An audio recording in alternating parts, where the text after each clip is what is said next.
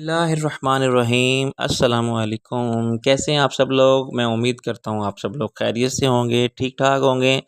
تو آج ہم پڑھنے جا رہے ہیں ناول مداری۔ آج اس کی ایک اور نئی ایپیسوڈ پڑھنے جا رہے ہیں ہم لوگ، تو شروع کرتے ہیں۔ ہتھوڑے چینی سے پتھر کاٹ رہا ہو، میں نے کہا ہو سکتا ہے کہ گر گر کی آواز الگ تھی، گراری چلنے کی یا آری سے کچھ کاٹنے کی، اور کچھ دیسی جیسی فرش رگڑنے والی مشین کے چلنے سے پیدا ہوتی ہے، مگر یہ سب آوازیں دور سے آتی محسوس ہوتی تھیں۔ حالانہ کہ گھر اتنا بڑا نہیں تھا کہ اس کا آخری حصہ 100 گز دور ہو۔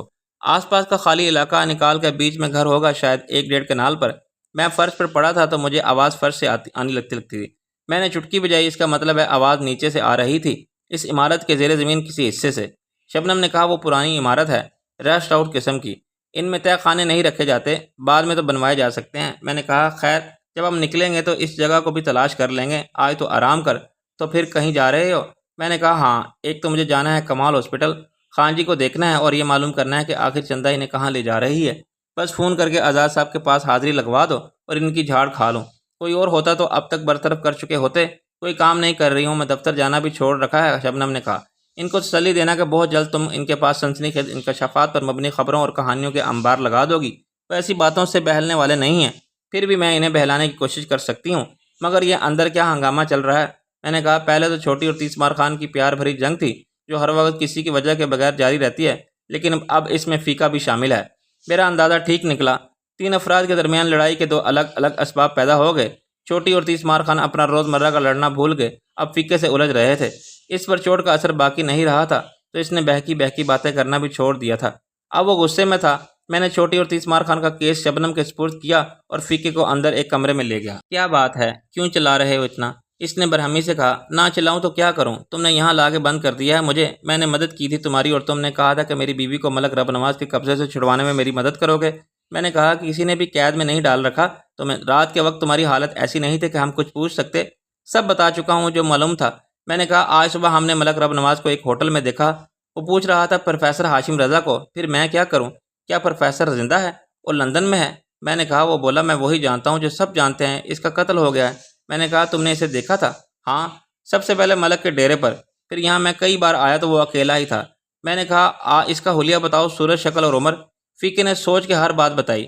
اس کا بتایا حلیہ 100% اس شخص کا تھا جس کو رئیس نے پروفیسر سمجھا تھا اور جو کسی دور افتادہ اور گمنام سی جگہ پر رات بھر موجود رہا تھا۔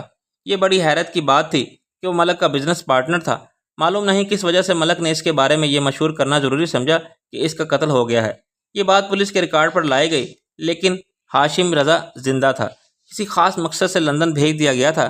شاید وہ لندن میں ملک رب نواز کے ایجنٹ اور پارٹنر کی حیثیت سے کام کر رہا تھا۔ جو نوادرات یہاں سے اسمگل ہو کے جاتے تھے، ان کی تاریخی اہمیت اور حقیقت کے بارے میں ماہرین کو قائل کرنے کی اہم ذمہ داری پروفیسر ہاشم رضا نے قبول کر رکھی تھی، کیونکہ وہ تاریخ اور آثار قدیمہ پر سند کی حیثیت رکھتا تھا۔ پروفیسر کے معاملے میں بہت سی باتیں الجھی ہوئیں اور ناقابل فہم تھیں۔ نمبر 1 کہ اس کو مقتول اور مرحوم کی قانونی حیثیت دینا کیوں ضروری تھا؟ کیا اس کے لیے پروفیسر کو دوسرے نام سے برطانوی شہریت دلوا دی جائے، وہاں اس کی حیثیت ایک معزز شہری کی رہے، وہ پاکستان آنے جانے کے لیے اپنے اصل نام اور اپنے اصل پاسپورٹ کا استعمال کرتا رہے، یا برطانیہ سے کہیں اور جائے تو پروفیسر ہاشم رضا کے نام سے جائے؟ کبھی پکڑا جائے تو کسی سے اس کا تعلق ثابت نہ ہو، تفتیش کرنے پر معلوم ہو کہ پروفیسر ہاشم رضا تو بہت پہلے قتل ہو گیا ہے۔ یہ بات بھی سمجھ میں نہیں آتی تھی۔ صورتحال اس کے برعکس بھی ہو سکتی ہے کہ پروفیسر ہاشم رضا نے کچھ عرصہ یہاں ملک رب نواز کے پارٹنر کی حیثیت سے کام کیا، مگر اسے اندازہ ہوا کہ کاروبار میں جتنی اہمیت اس کے کام کی ہے، اس کے تناسب سے ملک رب نواز منافع میں حصہ نہیں دے رہا۔ ممکن ہے کہ ملک رب نواز نے برابری کی بنیاد پر اسے پارٹنر بنانا منظور نہ کیا ہو۔ یہ کہتے ہوئے کہ پروفیسر جیسے تاریخ اور تہذیب کے ماہرین اور بہت ہیں، مایوس اور مشتعل ہو کے پروفیسر نے خاموشی سے مارکیٹ میں اپنی جگہ بنائی، رابطے پیدا کیے اور وسائل تک رسائی حاصل کی۔ جب اس نے محسوس کیا کہ اب ملک رب نواز کے مقابلے پر آ سکتا ہوں، تو اس نے خود کو الگ کر لیا اور لندن میں اپنا بزنس سیٹ کیا۔ ظاہر ہے اس کاروباری رقابت میں ملک کو نقصان ہوا ہوگا اور اس کی جاگیردانہ اور سرمایہ دارانہ ذہنیت کو ٹھیس پہنچی ہوگی۔ ملک لندن میں وہ پروفیسر کا کیا بگاڑ سکتا تھا؟ اب ممکن ہے پروفیسر اپنے کاروباری دورے پر آیا ہو، اس نے دورے کو خفیہ رکھا ہو، مگر ملک کو پتہ چل گیا ہو اور وہ اسے ہوٹلوں میں تلاش کرتا پھر رہا ہو۔ ایک امکان یہ بھی تھا کہ پروفیسر نے کسی سٹیج پر ملک رب نواز کو بلیک میل کیا، اس کے کاروبار کی نوعیت کے بارے میں ثبوت حاصل کر لینے کے بعد اس نے برابری کا حق مانگا، بصورت دیگر اس کو افشائے راز کے بعد تباہ کرنے کی دھمکی دے دی۔ رب نواز جیسے لوگوں کو پاکستان میں کوئی پروفیسر کیسے تباہ کر سکتا ہے؟ نوکر شاہی، فیوڈل جاگیردار اور ایجنسیوں کی سازشی تکون کے سامنے کو صنعت کار اور سیاست دان نہیں ٹھہر سکے۔ ایک بزم خود افلاطون ادیب فنکار وکیل یا پروفیسر کیا چیز ہے؟ میری خاموشی نے فیقے کو مضطرب کر دیا۔ دیکھو جی، آپ کچھ نہیں کر سکتے۔ میں نے کہا فیقے یہ کام جوش میں خراب ہو سکتا ہے، ہوش میں رہو۔ وہ پھر چلانے لگا، آپ لارے دے رہے ہو جی، مجھے پٹا رہے ہو، آپ کی وجہ سے تباہ ہوا میرا گھر۔ میں نے کہا یہ کیا بیوقوفی کی بات ہے؟ کیوں؟ مجھے بتاؤ، کیا آپ کے پاس نہیں ہے وہ مورتی کا سر جس کی وجہ سے مجھ پر آفت آئی؟ میں نے کہا آئی سی، تم نے وہ دیکھ لیا ہے، مگر کیا وہ میں نے تم سے چھینا تھا یا تمہارے گھر سے چوری کیا تھا تو تم اسے پھینک آئے تھے؟ وہ کچھ نرم پڑا۔ وہ تو ٹھیک ہے جی۔ میں نے کہا کیا میں مجبور کیا تمہیں اس کو پھینک دو؟ وہ بغلے جھانکنے لگا، یہ تو میں نے نہیں کہا جی۔ پھر میری وجہ سے تمہارا گھر کیسے برباد ہوا؟ بیوقوفی خود تم نے کی تھی، یہ تو اتفاق ہے وہ چیز میرے پاس پہنچ گئی۔ کیا یہاں آنے سے پہلے یہ بات معلوم تھی تمہیں؟ فیقہ ہکلانے لگا، وہ جی غلطی سے نکل گئی، وہ بات میرے منہ سے، میرا دماغ خراب ہو رہا ہے۔ آپ سوچو، جس کی عورت ملک ربنواز جیسے بندے کی قید ہو، اس پر کیا گزرے گی؟ وہاں ملک بھیڑیا ہے تو باقی سب کتے ہیں۔ میں نے اس کے کندھے پر دوستانہ انداز میں ہاتھ رکھا، کچھ صبر اور حوصلے سے کام لو، خدا نے چاہا تو آج ہی ہم تمہاری گھر والی کو ملک ربنواز کے قبضے سے چھڑانے کی کوشش کریں گے، مگر اس کے لیے ہم فوج لے کر چڑھائی نہیں کر سکتے۔ ہمیں اس چلاک اور عیار آدمی کے ساتھ چلاکی اور عیاری سے ہی کام لینا ہوگا۔ فیقہ جذباتی ہونے لگا، سر جی میں ساری عمر آپ کا احسان نہیں بھولوں گا، میں آپ کا غلام رہوں گا۔ غلامی کا دور گزر گیا فیقے، بس دعا کرو وہ زندہ ہو۔ وہ گھبرا گیا، ایسا مت کہو جی، وہ زندہ ہوگی، ملک نہیں مار سکتا اسے۔ میں نے بہتر سمجھا کہ اسے ذہنی طور پر بدترین صورت حال کے لیے پہلے سے تیار رکھوں۔ کیوں نہیں مار سکتا آخر؟ کیا وہ عورتوں کے معاملے میں بہت شرافت کا قائل ہے یا وہ ڈرتا ہے تم سے؟ پہلے کوئی قتل نہیں کیا اس نے، اس کی آنکھوں میں آنسو آ گئے۔ غریب کی جان کی کوئی قیمت نہیں ہوتی جی، کسی ملک وڈیرے یا چودھری کے نزدیک۔ ملک اس کی کمزور عورت کی جان نہیں لے گا، وہ شیر کی کسی چوہے کو نہیں مارتا۔ بالکل ٹھیک کہا تم نے، مگر وہ عورت خود تو اپنی جان لے سکتی ہے، جس کا سب کچھ ڈاکو لوٹ لیں، وہ عورت پاگل ہو کے خود اپنے آپ سے اپنی بے بسی کا انتقام لے سکتی ہے۔ میں نے کہا مگر پھر مجھے خیال آیا کہ یہ فلسفیانہ بات ہے اور فیقہ فرسٹریشن یا ڈپریشن کے نفسیاتی رد عمل وغیرہ کو نہیں سمجھ سکتا۔ شبنم اسے اندر لے آ کے کہا، میری بات ہو گئی ہے آزاد صاحب سے۔ وہ ٹیکسی ڈرائیور آج صبح 8 بجے آزاد صاحب کے پاس گھر پہنچ گیا تھا۔ اسے ٹیکسی چھین کے راستے میں کہیں گرا دیا گیا تھا۔ ہوش آنے کے بعد وہ پہلے اپنے گھر گیا، بیوی بچوں کو تسلی دینے پر پھر اس نے اخبار کے دفتر میں فون کیا، مگر وہاں اسے جواب ملا کہ آزاد صاحب تو چلے گئے ہیں۔ اس نے گھر دیکھا تھا، وہ پولیس کے پاس جانے سے پہلے ان سے بات کرنا چاہتا تھا۔ عقل مند آدمی ہے، آزاد صاحب نے کہا، مشورہ مرحمت فرما۔ انہوں نے کہا کہ تم نام کسی کا مت لو، سٹوری کوئی مت سناؤ، اور بس یہ رپورٹ لکھوا دو کہ میں ایک مسافر لے کر جا رہا تھا اخبار کے دفتر، راستے میں کچھ لوگوں نے ٹیکسی چھین لی۔ ان کی باتوں سے اندازہ ہوتا تھا کہ وہ مسافر کو اغوا کرنا چاہتے تھے۔ مجھے انہوں نے راستے میں پھینک دیا۔ ٹیکسی ڈرائیور اس مسافر کو اور دونوں کو اغوا کرنے والے حلیوں کو تفصیل سے بتائے۔ ٹیکسی والا ڈر رہا تھا کہ تھانے میں نہ جانے اس کے ساتھ کیسا سلوک ہو، پولیس اسے پکڑ لے کہ تم بھی اغوا کرنے والوں کے ساتھی ہو، یہاں رپورٹ کر کے اپنی بے گناہی کا ثبوت بتانے آئے ہو۔ مگر آزاد صاحب نے کہا کہ تم جاؤ، میں فون کر دیتا ہوں تھانے۔ ظاہر ہے اس کے بعد پولیس نے اپنی مستعدی کا مظاہرہ کیا ہوگا، مجبوراً ٹیکسی پکڑ کے وہاں گئے جہاں اسے پھینکا گیا۔ انہوں نے دوسرے تھانوں کو اور ہر موبائل وین کو وائرلیس پر سگنل دیا، چنانچہ صبح 11 بجے ٹیکسی مزنگ چونگی کے پاس لاوارث کھڑی ہوئی مل گئی۔ آزاد صاحب نے تمہیں ملازمت سے آزاد کیا نہیں؟ وہ پوچھ رہے تھے کہ عزیزہ، تمہاری غیر نصابی سرگرمیاں اگر فرائض منصبی بارگراں اٹھانے کی مہلت عطا نہیں کرتی تو ہماری طرف سے تمہیں اجازت ہے، بلکہ مخلصانہ مشورہ ہے کہ یہ کام چھوڑ دو اور ہمیں اجازت دے کے ممنون فرماؤ کہ ہم تمہارا کام کسی اور کے سپرد کر دیں۔ بہت معقول بات ہے۔ ان کے لیے میری مسلسل غیر حاضری میں کام چلانا یقیناً مسئلہ بن گیا ہوگا۔ میں نے کہہ دیا کہ میں صحافت بھی نہیں چھوڑ سکتی، کیونکہ یہ تو اپنا مرنا جینا اور اوڑھنا بچھونا ہے، اور اخبار کو بھی نہیں چھوڑوں گی، لیکن ملازمت چھوڑ دوں تو بہتر ہے۔ آپ میری جگہ کسی اور کو رکھ لیں، میں فری لانس کام کروں گی، جو کچھ بھی کروں گی آپ کے لیے کروں گی۔ تنخواہ یا معاوضے کا مسئلہ نہ پہلے تھا نہ آئندہ ہوگا۔ یہ بھی بہت معقول بات ہے۔ انہوں نے بھی سکھ کا سانس لیا ہوگا۔ ہاں، مگر کہنے لگے کہ اس کا مطلب یہ مت لینا کہ ہم نے تمہیں NOC جاری کر دیا بے مہار ہونے کا۔ میں نے بتا دیا کہ ایک دھماکہ کرنے والی سٹوری پر کام کر رہی ہوں، ساری تفصیلات اور ثبوت حاصل کرنے میں کچھ وقت لگے گا۔ انہوں نے کہا کہ وہ تو ہمیں معلوم ہے، مگر ایک تو تم اپنا خیال رکھنا، دوسرے ہمارا اپنی راتوں کو نیند تو خود ہم نے حرام کر رکھی ہے، دن کا چین تم برباد مت کرنا۔ میں نے کہا اب تم کیسا فیل کر رہی ہو؟ بہت اچھا۔ ذہن پر سے جیسے ایک بوجھ تھا جو ہٹ گیا۔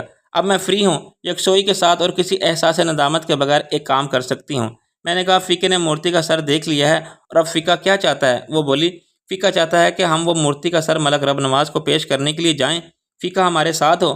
وہ کہے کہ ملک صاحب، میری غلطی سے آپ کا بہت نقصان ہوا تھا، آپ اپنی چیز سنبھالیں، مجھے میری چیز واپس کر دیں۔ پھر اب ملک ربنواز کہے گا کہ ویل ڈن فیقے، تمہاری گھر والی ایک امانت تھی، اسے ہم تمہارے سپرد کرتے ہیں، ہم مورتی کو چیک کرتے ہیں، تم گھر والی کو چیک کرو کہ ٹھیک ہے اور جینون ہے، وہ شکریہ ادا کر کے ایک دوسرے سے مصافحہ کریں اور مار دھاڑ، قتل و غارت گری اور سنسر کی زد میں آنے والے مناظر سے بھرپور اس فلم کا آخری سین یہ ہو کہ ملک مسکرا رہا ہے اور مورتی مسکرا رہی ہے۔ فیکا اور اس کی گھر والی مسکراتے ہوئے ایک دوسرے کو دیکھ رہے ہیں۔ پس منظر میں گانا چل رہا ہے، پھر دا اینڈ لکھا ہوا آ جاتا ہے۔ میں نے ہنس کے کہا مگر جو فلم میں ہو سکتا ہے زندگی میں نہیں ہوتا۔ ہمارا ملک رب نواز سے ملنا ضروری ہے۔ ہم اس سے شریفانہ طریقے پر ملاقات نہیں کر سکتے کہ میں شرفن کی طرح گھر یا اس کے کسی پرائیویٹ آفس میں جا کے اپنا کارڈ اس کے سیکرٹری کو دوں اور وہ مجھے بلا کے کہے کہ فرمائیے میں آپ کی کیا خدمت کر سکتا ہوں۔ ہم اس سے بدماشوں کی طرح بھی نہیں مل سکتے کیونکہ وہ بہت بڑا بدماش ہے اور ہم تو بدماش ہی نہیں ہیں۔ شبنم بولی، میرا خیال ہے کہ اسے بلایا جائے کہیں ملاقات کے لیے۔ یہ ضروری نہیں کہ وہ آئے، شبنم نے کہا۔ میں نے کہا یہ ضروری بنایا جا سکتا ہے۔ ضرورت ایسی ہو کہ ملک رب نواز سر کے بل آنے پر مجبور ہو جہاں بھی اسے بلایا جائے۔ ضرورت ایجاد کی والدہ ہے۔ شبنم نے مجھ سے اتفاق کیا۔ ضرورت میں گدھے کو باپ بنانے کا نظریہ بھی مقبول ہے، مگر ایسی ضرورت کیا ہو سکتی ہے؟ ایسی ضرورت یہ ہو سکتی ہے کہ میں نے ایک کونے کی میز پر پڑے ہوئے مورتی کے سر کی طرف اشارہ کیا۔ اس سے پہلے کہ شبنم ہاتھ ملا کے میرے خیال کی تائید کرتی، تیسمار خان نے دروازے میں نمودار ہو کے کہا، آپ کے واسطے ٹیلی فون کال تشریف لائی ہے، فرید عباسی صاحب گفتار فرماتے۔ میں نے کہا اس کے سر پر ایک پٹی بندھی ہوئی تھی، یہ کیا ہوا؟ اس نے ایک آہ بھر کے مونچھیں ہلائیں۔ یہ اندہوناک واقعہ ہوتی ہے صاحب، ہم بعد میں فریاد کرتی، آپ انصاف فرماتی۔ میں نے دوسرے کمرے میں جا کے ایک طرف رکھا ہوا ریسیور اٹھایا۔ ہیلو تھانے دار صاحب، یار بڑی مایوسی ہوئی جب تیسمار خان نے تیرے اور شبنم کے بارے میں مجھے بتایا۔ کیا بتایا اس نے؟ یہی کہ تم زندہ ہوتی اور خیریت سے ہوتی۔ فرید بولا، مجھے تو بڑی امید تھی کہ تم ایک ساتھ اللہ کو پیارے ہوتے۔ آج کچھ سوم وغیرہ ہوگا۔ مدئی لاکھ برا چاہے تو کیا ہوتا ہے؟ ابے مدئی کے بچے کہاں ہیں آخر؟ تو اور تیری واہ مدیا، کسی کا کچھ پتہ نہیں؟ اماں بھی پوچھ رہی تھی، میں ایک دو دن میں آؤں گا۔ فیکا کہاں ہے؟ وہ میرے اعصاب پر سوار ہے یار، ہم اپنے گھر میں نہیں رکھ سکتے تھے۔ اماں اس کی باتوں سے پریشان ہو رہی تھی، مجبوراً اسے وہاں چھوڑا۔ تو کہاں ہے اس وقت؟ میں نے کہا۔ وہ بولا اپنے آفس سے ابھی گھر پہنچا ہوں یار، رکشی نے فون کیا تھا کہ اس کا پتہ چل گیا ہے۔ کس کا؟ جو اخباری رپورٹر بن کے رکشی کو فون کر رہا تھا انٹرویو کے لیے اور اس سے شاہ عالم کا پتہ پوچھ رہا تھا۔ فرید نے کہا، اس نے خود ہی نام بتا دیا اپنا یا رکشی نے بلا لیا تھا اسے؟ میں نے فون پر آبزرویشن لگا دی تھی، ٹیلی فون والوں نے اس کی ساری گفتگو ریکارڈ کر لی، مگر ان کا کہنا ہے کہ اس میں کوئی بات خلاف قانون نہیں ہے اور نہ غیر اخلاقی۔ چنانچہ فون تو بند نہیں کیا جا سکتا۔ فون نمبر معلوم ہوا اس کا؟ ہاں، اس نے مجھے نمبر بتا دیا، 9900 بسم اللہ بسم اللہ 786۔ وہ بولا، اس قسم کے خاص نمبر خاص لوگ لیتے ہیں، اثر رسوخ سے یا رشوت سے۔ یہ کس کا نمبر ہے؟ تمہارے دوست اور کرم فرما مستقبل کے عوامی رہنما ملک رب نواز کا۔ کیا وہ اخباری نمائندہ بن کے بات کر رہا تھا؟ میں نے کہا ہاں، اب تو دھمکیاں دینے لگتا تھا۔ میں نے ریکارڈ کی ہوئی گفتگو کا ٹیپ حاصل کرنے کی درخواست کی تھی مگر وہ مجھے نہیں ملی۔ رکشی مجھ سے زیادہ عقل مند ثابت ہوئی۔ اس میں شرمندہ ہونے کی کون سی بات ہے؟ اگر آپ احمق ہیں، اس نے گھر کے فون پر کیسٹ ریکارڈ کر لیا۔ میں نے کہا ویری گڈ، مجھے اس کی ضرورت ہوگی، میرا ارادہ ہے آج ہی ملک سے ملنے کا۔ پیچھے سے رکشی کی آواز آئی، کیا ادھر ادھر کی باتیں کر رہے ہو؟ پہلے پوچھنا تھا رئیس کے بارے میں، پھر شاید ریسیور اس نے چھین لیا۔ میں نے کہا سوری یار، مجھے بھی یاد نہیں آیا، رئیس مل گیا؟ رکشی نے کہا مل گیا؟ کہاں ملا؟ فون پر پوری کہانی نہیں سنا سکتا، اسے کچھ لوگ اغوا کر کے لے گئے تھے، اس سے شاہ عالم کا پتہ پوچھنا چاہتے تھے۔ خاصاً تشدد کیا اس پر مگر وہ بچ کے نکل گیا۔ ابھی بھی فرید نے اعتراف کیا کہ تم اس سے زیادہ عقل مند ہو، یہ بات لکھوا لو اس سے۔ کوئی فائدہ نہیں، وہ لکھے ہوئے سے بھی مکر جائے گا۔ میں نے کہا میں گواہ ہوں، چور کا گواہ ڈاکو، تم بھی مرد ہو، عورت ذات کو ناقص العقل سمجھ کے خوش فہمی میں مبتلا رہنے والے۔ میں نے کہا عقل مند خاتون، ایک مشورہ ہے آپ کے لیے بالکل مفت، آپ کا انتقال ضروری ہے۔ وہ ہنسنے لگی۔ اگر مجھے بھی تمہاری طرح مر کے زندہ ہونا آتا تو میں ضرور اس مشورے پر عمل کرتی۔ لا حول ولا قوت، مرے تمہارے دشمن۔ میں نے کہا تھا کہ فوری طور پر تمہارا کسی دوسرے گھر میں انتقال فرمانا ضروری ہے۔ جس نے تمہارے گھر کا فون نمبر معلوم کر لیا ہے وہ گھر کا پتہ بھی معلوم کر سکتا ہے، بلکہ کر چکا ہوگا۔ میں اس کا استقبال کرنے کے لیے تیار ہوں۔ کیا تیاری کی ہے تم نے؟ زیادہ سے زیادہ تھانے دار صاحب نے ایک ریوالور تھما دیا ہوگا کہ بقول شاعر، تو مشق ناز کر خون دو عالم میری گردن پر۔ پھر تھانے دار کو 7 خون تو معاف ہوتے ہیں، تم 3.5 نہیں 4 کر لو۔ وہ کیسے بھائی؟ نصف ہوئے 3.5، نصف بہتر کے 4۔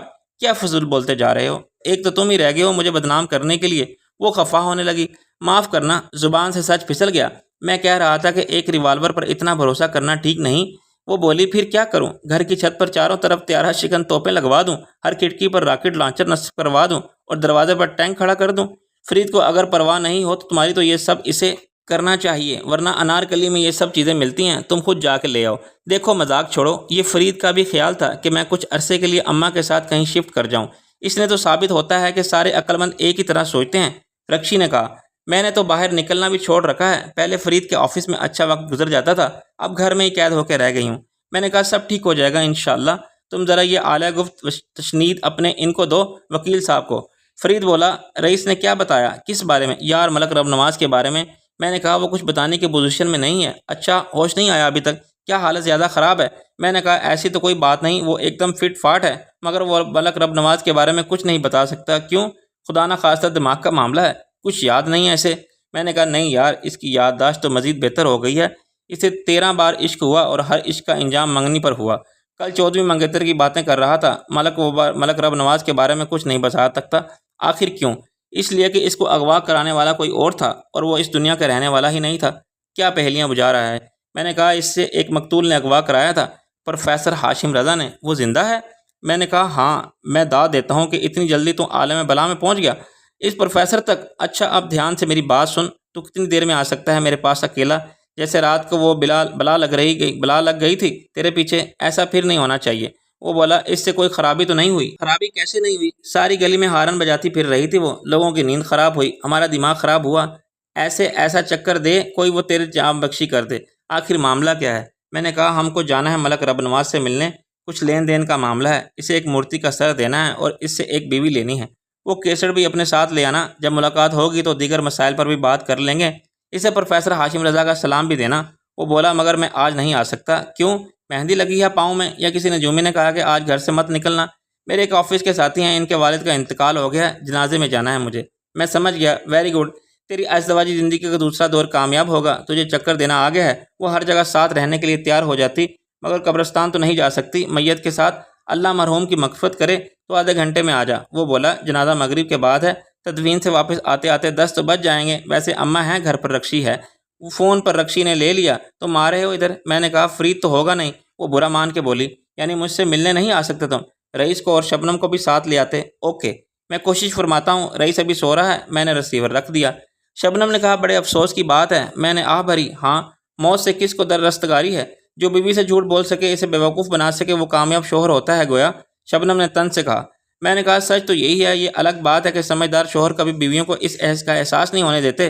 بیویاں اس خیال سے خوش رہتی ہیں کہ وہ دوسرے شوہروں جیسا چکر باز اس کا شوہر نہیں ہے۔ معاف کرنا، یہ بھی ایسی خوش فہمی ہے جس میں مبتلا رہنا مردوں کو اچھا لگتا ہے کہ ہم بڑے چالاک ہیں، انہیں کیا پتہ بیویاں بیوقوف بن کے ہی انہیں بیوقوف بناتی ہیں۔ شبنم سب بیویوں کو وکیل بن کے بولنے لگی۔ تمہیں کوئی تجربہ نہیں ان باتوں کا؟ اور تم نے کیا ریسرچ کی ہے ازدواجی نفسیات پر؟ آدمی جیسا خود ہوا اسے دنیا ویسی ہی نظر آنے لگتی ہے۔ وہ جھلا کے بولی۔ میں نہایت فراغ دلی اور حقیقت پسندی کے ساتھ اعتراف کر رہا ہوں کہ سب شوہر جھوٹ بولتے ہیں۔ میں نے کبھی گھر والی سے جھوٹ نہیں بولا، فیقے نے اچانک کہا۔ میں نے کہا مگر ہم سے تو بول رہے ہو اس وقت۔ خیر چھوڑو، یہ بتاؤ کہ ملک عام طور پر کب ملتا ہے؟ گھر پر کس وقت ہوتا ہے؟ رات کے 10 بجے کے بعد ملتا ہے، دن میں بھی ہوتا ہے، 2 بجے تک لوگ آتے ہیں ملنے کے لیے۔ میں نے کہا اسلحہ رکھتا ہے اپنے پاس؟ ہاں، ڈب میں ہوتا ہے ریوالور۔ اور اندر حفاظتی انتظامات کیسے ہیں؟ کتنے گارڈ ہیں؟ کوئی ایسا سسٹم ہے کہ خطرے کی صورت میں الارم بجنا شروع ہو جائے یا سارے باہر نکلنے کے راستے خود بخود لاک ہو جائیں؟ نہیں، ایسا تو کچھ نہیں، مگر ایک گارڈ دروازے پر ہے، دوسرا وہیں موجود رہتا ہے ملک کے پاس۔ آتے جاتے لوگوں کی تلاشی لی جاتی ہے۔ اس نے نفی میں سر ہلایا۔ جب تک شک نہ ہو، فرض کرو کہ تم اسے ملنا چاہو، اس سے کہو کہ ملک صاحب میری وجہ سے آپ کا جو نقصان ہوا تھا وہ میں پورا کر دیتا ہوں، اب میری بیوی کو چھوڑ دو۔ آپ اس کو جانتے نہیں، وہ پہلے تو یقین نہیں کرے گا، پوچھے گا کہ مورتی تجھے کہاں سے ملی اتنے دن بعد؟